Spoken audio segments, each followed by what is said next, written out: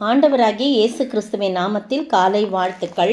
இன்றைய மன்னா, சீஷருடைய மனதை திடப்படுத்தி விசுவாசத்தில் நிலைத்திருக்கும்படி அவர்களுக்கு புத்தி சொல்லி, நாம் அநேக உபத்திரவங்களின் வழியாய் தேவனுடைய ராஜ்யத்தில் பிரவேசிக்க வேண்டுமென்று சொன்னார்கள்.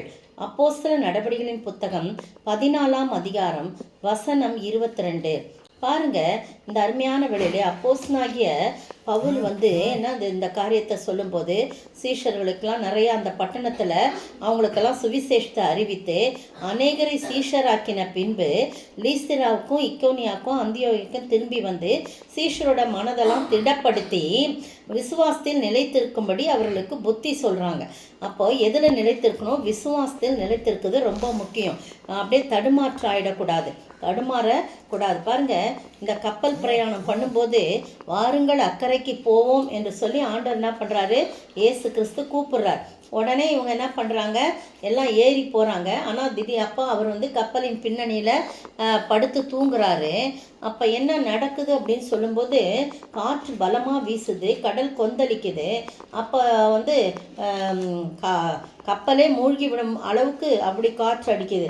அப்போ என்ன செய்கிறாங்க? இந்த சீஷர்லாம் ஆண்டவரே, நாங்கள் மடிந்து போகிறோம், உமக்கு கவலை இல்லையா அப்படின்னு சொல்லி கேட்குறாங்க. நாங்கள் மடிந்து போகிறோம், உமக்கு கவலை இல்லையா அப்படின்னு சொல்லி கேட்குறாங்க. பாருங்கள், அதில் ஒரு செல்ஃபிஷ் ப்ரேயர் தான் இருக்குது இல்லையா? அப்போ அவங்க மடிஞ்சு போகிறாங்களா? அப்போ அவங்களோட கூட ஆண்டவரும் இந்த கூட இருக்கிறான்றதான் ஒன்று மறந்து போனாங்க, விசுவாசம் இல்லை.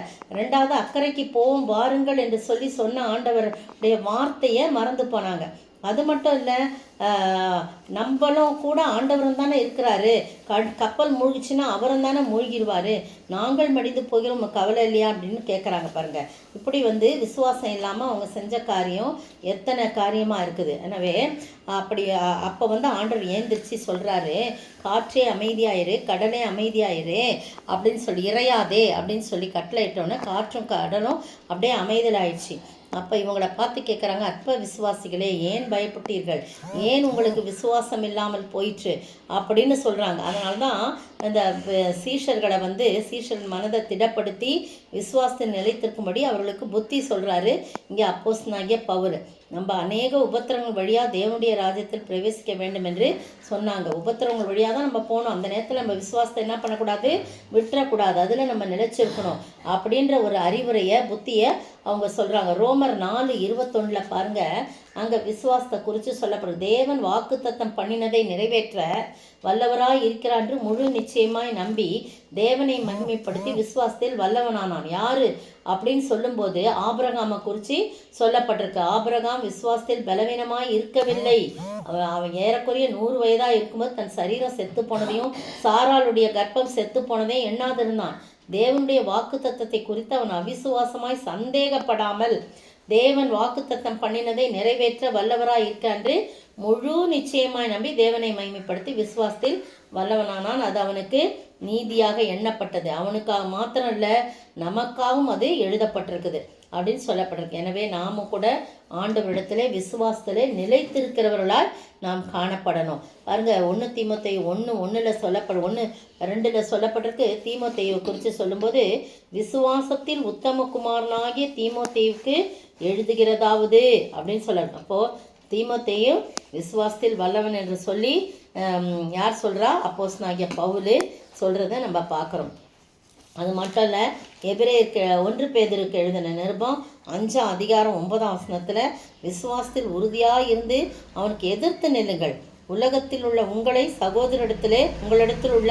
உலகத்தில் உள்ள உங்கள் சகோதரிடத்திலே அப்படிப்பட்ட பாடுகள் நிறைவேறி வருகின்ற அறிந்திருக்கிறதில்ல. அப்போ பாடுகள் நிறைந்திருந்தாலும் அதுதான் இந்த வசனம் சொல்லுது. எவ்வளோ உபத்திரவத்தின் வழியாக நீங்கள் போனாலும் நீங்கள் விசுவாசத்தில் நிலைத்திருங்கள்னு புத்தி சொல்கிறத நம்ம பார்க்குறோம். நீங்களும் நானும் எவ்வளவு பிரச்சனைகள் வந்தாலும், கடல் கொந்தளித்தாலும், காற்றடித்தாலும், இயேசு நம்மோடு கூட பயணம் செய்கிறான்ற ஒரு விசுவாசத்தோடு நம்ம இருக்கும்போது பிசாசானவன் கெச்சிக்கிற சிங்கம் போல நம்மை விழுங்கலாமோ என்று சொல்லி வகை தேடி பார்க்கும்போது நாம் விசுவாசத்தில் உறுதியாயிருந்து அவனுக்கு எதிர்த்து நிற்கும்போது அவன் ஓடி போகக்கூடியவனாய் காணப்படுறான். அப்படிப்பட்ட விசுவாசத்திலே நிலைத்திருக்க ஆண்டவர் தாமே கிருபை செய்வாராக. ஆமேன். எதிர்காற்று வீச எதிர்போரும் பேச என்னோடிருப்பவர் பெரியவர் நீரே. எதிர்காற்று வீச எதிர்போரும் பேச என்னோடிருப்பவர் பெரியவர் நீரே. இயேசுவே யாத்திரையில் கரை சேர்க்கும் தேவன், என் ஜீவ படகில் நங்கூரம் நீரே. இயேசுவே யாத்திரையில் கரை சேர்க்கும் தேவன், என் ஜீவ படகில் நங்கூரம் நீரே. சோத்தரிக்கிற ஆண்டவரே, துதிக்கிற ராஜா, வாழ்த்துகிற வணங்கிறப்பா. என்னுடைய ஜீவ படகில் நீர்தான் நங்கூரமாய்ந்து என்னோடு கூட பயணிக்கிறவர். நாங்கள் அவிசுவாசம் கொள்ளாதபடி கர்த்தாவை ஆபிரகாமை போல விசுவாசத்தில் நாங்கள் திடமனதாக இருக்கவும், சீஷரிடத்திலே கர்த்தாவை புத்தி சொல்லப்பட்டது போல விசுவாசத்தில் நிலைத்திருக்கவும், ஆண்டவரே நீங்கள் தீமோத்தேயுவை போல விசுவாசத்தில் ஆண்டவரே நாங்கள் கர்த்தாவை உத்தமர்களாய் காணப்படவும் ஆண்டவரே நீங்கள் உதவி செய்யணுமாய் ஜெபிக்கிறோம். கர்த்தாவை நாங்கள் பிசாசுக்கு எதிர்த்து நிற்க, விசுவாசத்தினாலே நாங்கள் எதிர்த்து நிற்க உதவி செய்ய வேண்டுமாய் ஜெபிக்கிறோம். அப்படிப்பட்ட ஆசீர்வாதத்தை நாங்கள் பெற்று வாழ நீதாமே கர்த்தாவே நாங்கள் விசுவாசத்தை நிலைத்திருந்து அதன் மூலமாக பெற்றுக்கொள்ளக்கூடிய ஆசீர்வாதத்தை நாங்களும் பெற்று வாழ நீர் கிருபை செய்ய வேண்டும் என்று கர்த்தரும் மீட்பரும் ராஜாவாகிய இயேசு கிறிஸ்துவின் விலையேற பெற்ற நாமத்தில் ஜெபிக்கிறேன் பிதாவே, ஆமேன். நேற்றைய பதில், மனுஷன் தேவனை தசம பாகத்திலும் காணிக்கைகளும் தானே. மனுஷன் தேவனை வஞ்சித்தார்கள் எதில் என்றால் தசம பாகத்திலும் காணிக்கைகளும் தானே. மல்கியா 4:3-8.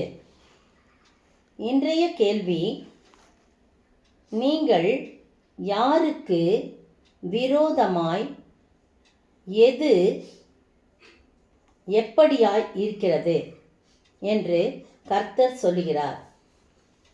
நீங்கள் யாருக்கு விரோதமாய் எது எப்படி இருக்கிறது என்று யார் சொல்லுகிறார்?